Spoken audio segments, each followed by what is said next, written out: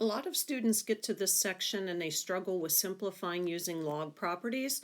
Number one, because they don't have their log properties memorized, but number two, they don't have strategies to go about simplifying. So what I've done is I've taken the properties and I've sort of broken them down into three different types of problems, and I will walk you through how to do each of these different sets. The first thing I look at is this problem, these first four examples, is it an exponential? Is this something I can do easily, or is this something I can find a common base for? So you're thinking, well, what do I mean by that? Well, in the first example, what we see is a base of 6, and we know that a log problem, the answer to a log problem is an exponent. So 6 to what power gets us 36? And that little trick that we saw yesterday is if you see a log and we want to convert it to an exponential, you can go from the base to the answer to the 36 here and create an e for exponential. So the things that it hits, 6 to the box power equals 36 is the order in which you set this up. This is an easy problem. We know that 6 squared is 36, so the answer to this problem is 2. So I thought of this as an exponential, made the problem pretty straightforward. In example 2, in a similar fashion, 2 to what power is going to get me a negative 8? Okay, 2 to what power gets me a negative 8? This, believe it or not, has no solution. We know that 2 cubed is 8, but how do we get a negative answer? We can't. There's no number that we can put in for an exponent that gets me a negative answer. So this one has no solution. In this next problem, 4 to what power here gets me 1 over 64? So 4 to what power gets me 1 over 64? I know that 4 cubed gets me 64, but I need a 1 over 64.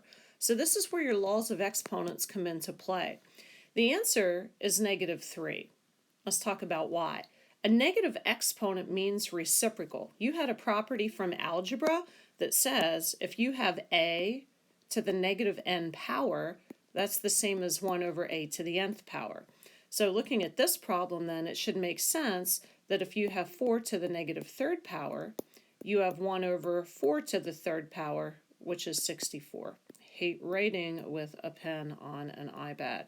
So the answer is negative 3. In our fourth example, 100 to what power gets us 10? Okay, 100 to what gets us 10? So this is sort of an obscure one.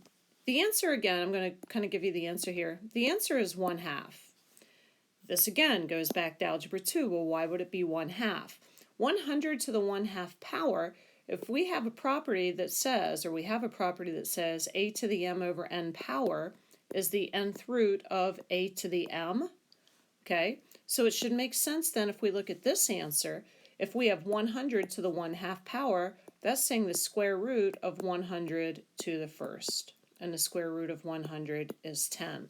So I wanted to shout out these properties, okay, from algebra, because without them, you're not going to be able to simplify these problems if they're non-calculator problems. The next thing I look for in a simplification problem is it an inverse property? All of these are inverse properties. So the first one here, example 5, if the bases are the same, they undo each other because they're inverses. Now there's an understood 1 that lives right here in this slot. So the answer to this problem is 1. Okay. Another way I could think about this is 7 to what power gives me a 7? And as we looked through the video yesterday, that's why that property works. The 7 to the first power is 7, or if you recognize that these are indeed the same, they undo each other and leave you with the exponent. Example number 6 is straight up a property. If the base of a log and the base of the exponential are the same, they undo each other and release the 6. And example 7 is a straight up inverse property. If we have an e and a ln, which has a base of e, just like the problem above it, they undo each other and leave you with the answer of 9. So they were straightforward. This last one here maybe is not so straightforward, so it requires a little bit of cleanup.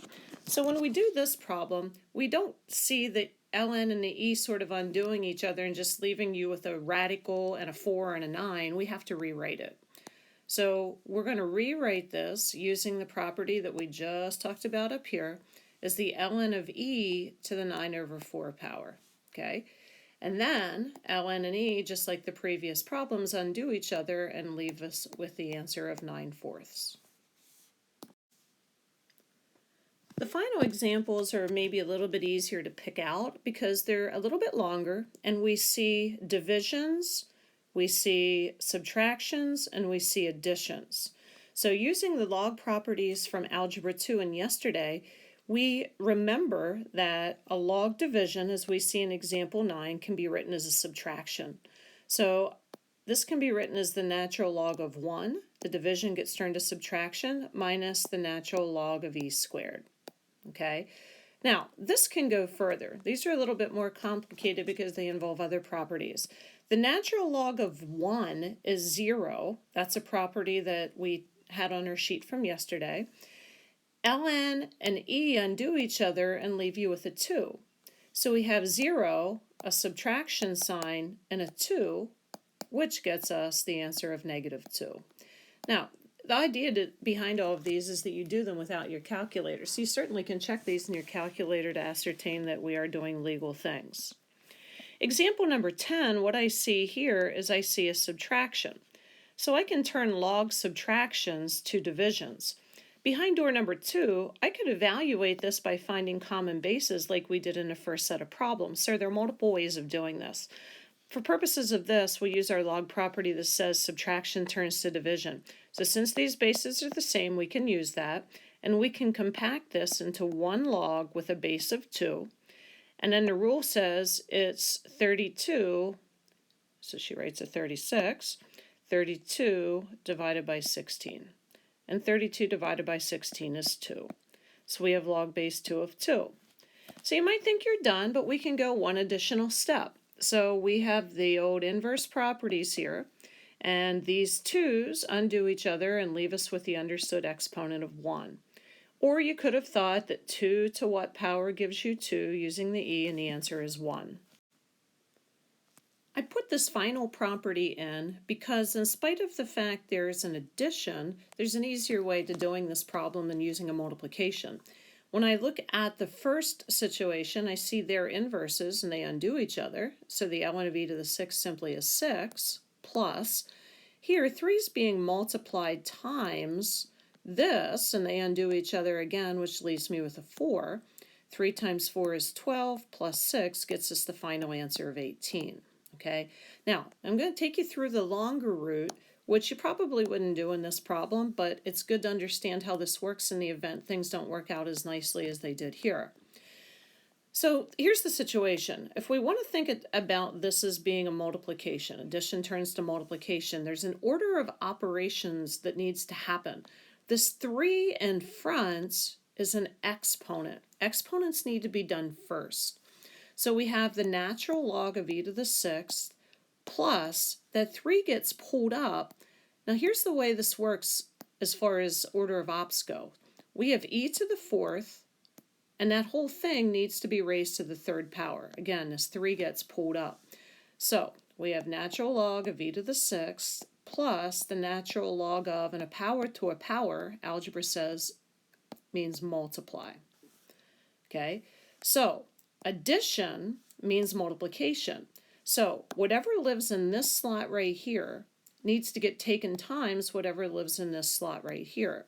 So the way this would read would be 1 word natural log of e to the 6th times e to the 12th. Okay, so you multiply whatever lives in the red boxes there. Order of operations from algebra says when you multiply like bases, you add exponents. So this becomes e to the 18th power. Finishing this up, natural log and e undo each other and leave us with an 18. So there are 2 ways that we can get the answer. Obviously, this is the easier of the 2, but you had a chance to see the properties in operation.